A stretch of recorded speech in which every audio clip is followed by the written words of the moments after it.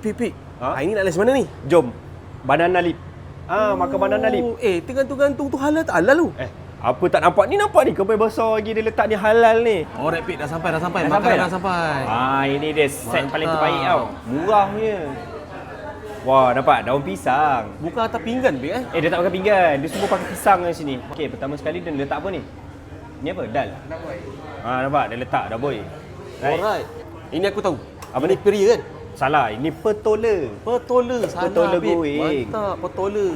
So set ni harga dia aku ambil RM13.90 nasi putih. Alright. Dia ada dua. Satu lagi nasi berani.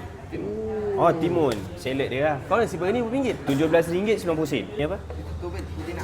Pudina. Pudina. Tobil nama dia. Orang kata Mantap. tobil. Dalam pedas ada nampak? manis-manis. Ni nama dia apa? Ni nama dia apa tadi? Pais. Pais. Pais. Bukan pais patin. Bukan pais ikan patin. Dan sekali nasi putih. Ni nasi putih Ini Mantap. semua unlimited refill. Unlimited refill tau. Besar-besar datang. Apa tu? Satu bekas tau.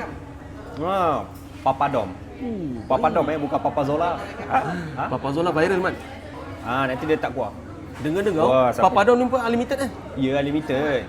Semua unlimited. Lepas tu, ini bukan sambal tau. Ini the mango. Oh, mango. Dia macam paceli mangga. Mana kita punya kuah? Itu dia mai. Sudah sampai dah. Sudah mai. Rumah kari, kari ikan, sambal dal, rasa. Oh, hang panggil dia mai. Ini best seller.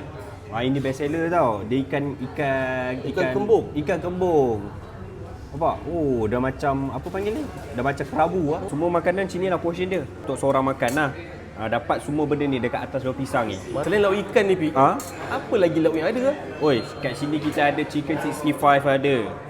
Kari ketam ada. Kari ayam, kari daging.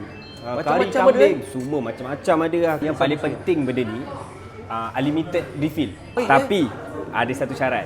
Yang ni untuk seorang tak boleh share. Kalau lah datang 2 orang, order lah 2 set. Nak cari kedai waste je. Jom Banana Leaf. Dekat Seberang Jaya, Penang. Confirm sampai. Apa-apa pun terima kasih. Jom kita betul. makan. Makan. Assalamualaikum. Assalamualaikum.